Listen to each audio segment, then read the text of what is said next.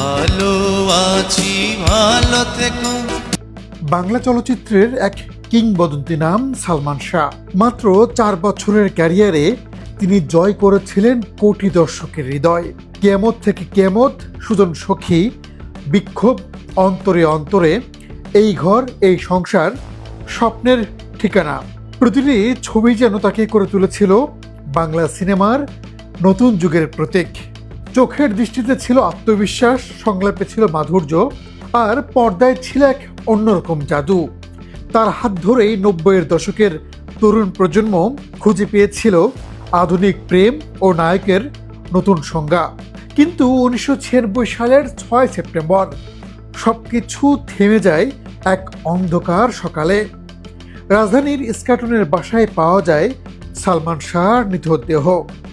প্রথমে বলা হয় আত্মহত্যা, কিন্তু সেই দিন থেকেই শুরু হয় প্রশ্ন, শুরু হয় বিতর্ক। এটা কি সত্যি আত্মহত্যা নাকি সুপরিকল্পিত হত্যা? প্রায় 3 দশক পেরিয়ে আবারও সেই প্রশ্ন ফিরে এসেছে জনমনে। সম্প্রতি ঢাকার একটি আদালত নির্দেশ দিয়েছেন, সালমান শাহর মৃত্যু এখন থেকে হত্যা মামলা হিসেবে তদন্ত করা হবে। রমনা থানাকে আগামী 7 ডিসেম্বরের মধ্যে তদন্ত প্রতিবেদন দিতে বলা হয়েছে।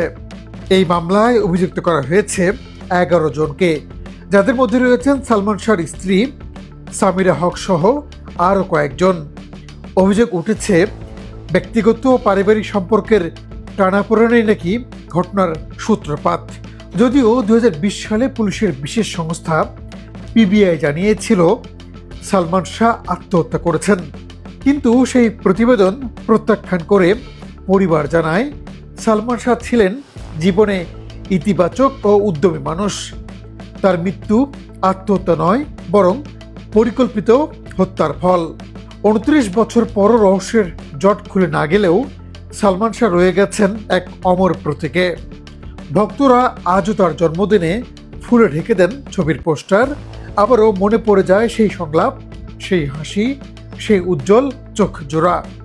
বাংলা চলচ্চিত্রের প্রিন্স অফ হার্টস হয়তো আজ নেই, কিন্তু তার প্রতিটি সংলাপ, প্রতিটি মুহূর্ত আজও অনুরণিত হয় কোটি দর্শকের হৃদয়ে।